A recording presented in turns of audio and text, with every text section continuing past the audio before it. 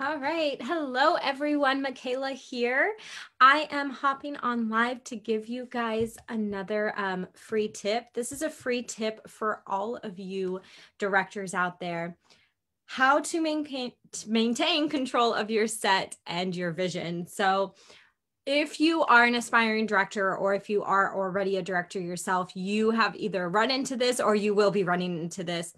It is very easy over a period of time as you get your actors and your crew on set for them to think that you need them. So that's when you'll start noticing a little change of attitude with some people. Now, this isn't always the case. I have been on sets where this never happened, but I have worked and directed where this has happened a lot. So it's really different depending upon what project you're working on and who you hire. So this is what you're going to notice. You're going to notice that the actors, usually it's the actors, will start saying, okay, well, let's do something different.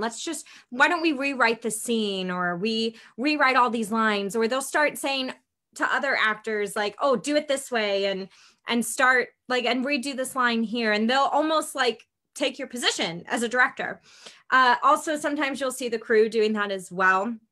Or you'll have other writers that you're working with, or maybe the producers even, just really straying from your vision.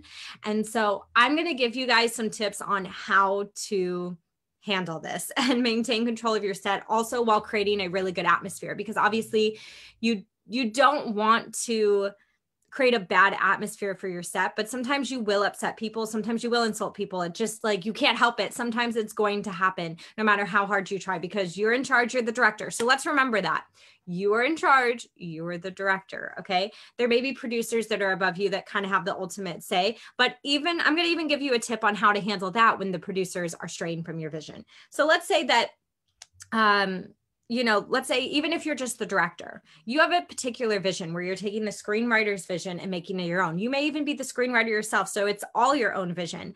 So what you're going to want to do is you're going to want to, first of all, if you have a situation where your actors are starting to kind of take over and wanting to do your job, you need to nip it in the butt right away. I always suggest when you're doing a project, always do a table read and rehearsal, because you're going to be able to weed out those people. Usually in the beginning, you may have an idea. Sometimes it takes longer. Sometimes you're about halfway through the show where they're like, oh, the director needs me now. I can kind of do what I want. And then they have a change of heart, a change of attitude.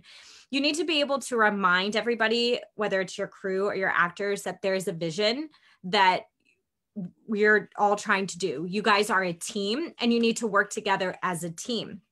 Okay.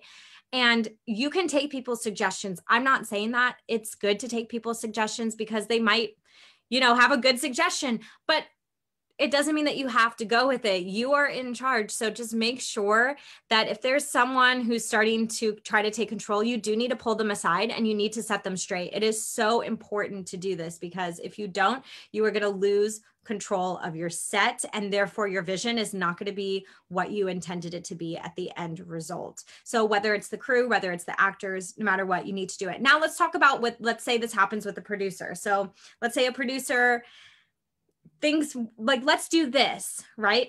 And you're like, well, that kind of strays from my vision. I'm going to kind of give you guys some advice on how to handle this, because in a sense, the producer is your boss. So you do need to handle this a little differently. So one of the things that the producer actually does is the producer is kind of there to keep you on budget, is one of the things. So they've hired you because you can take the vision and make it happen, right? But the producer is kind of the one with the money and the one who's like, okay, we need to stay on budget. No, you can't have 20 horses running across a field, all fight like with people with guns in their hands fighting each other, whatever it is. I don't know. Let's say it was a Western. You can't do that. So maybe those things you need to compromise on and be like, okay, budget wise, we can't do that. But if the producer is like, let's just go in a whole different direction with this, and it's like completely off from what the script should be or what the vision should be, that is when you need to kind of be like, okay, well, thank you for the suggestion and thank you for what you want to do, but let me tell you why this is not going to work. Okay. So you do actually need to be, strong with your vision, but you also need to be careful because they also are your boss. So tread lightly, but also really give them facts and reasons why. That's like a really big thing. So I hope these tips helped you today. just to be, a director. Obviously you want to have good leadership and you want to, you want to do great things with the actors and you want to create a good environment, but sometimes you do have to put your foot down. That's part of being a director, but also just make it like, look, we're working together. This is going to be really great. Let me show you. Let's just try it and let's see how it goes. And you're going to see the actors will probably follow along. And look, they're likely not going to leave the set. So just, sometimes actors feel like they can never be replaced. Don't think that an actor can always be replaced. So just be aware of that and stand your ground as a director, but also create a good environment. Alrighty, guys, if you guys want to get into my free training, that is coming up. I actually am doing one for screenwriters and directors. So if you like this tip and you're like, oh, I want to learn more, I want to go deeper, I actually have free training. And yes, it is free, you guys. It is coming up July 11th. That is a Sunday. So I have all the information linked. So there is a like how to sign up and do just 2 steps. It's literally just 2 steps. I really suggest when you do click the link to sign up, read all the information because it's going to give you the best chance of getting into this free training. Not every person who signs up will be in this free training. But don't worry if you don't get in, you are part of my email list, so you'll get early access to my next free training, which I do every few months. So there's that. I also have another free training for aspiring Christian actors. So if you want to learn how to work in the industry as a Christian actor, maybe you're like, I don't want to just do faith-based projects. I want to do other projects too. I don't want to be stigmatized as only faith-based, but I also want to stay true to my beliefs as a Christian in the industry.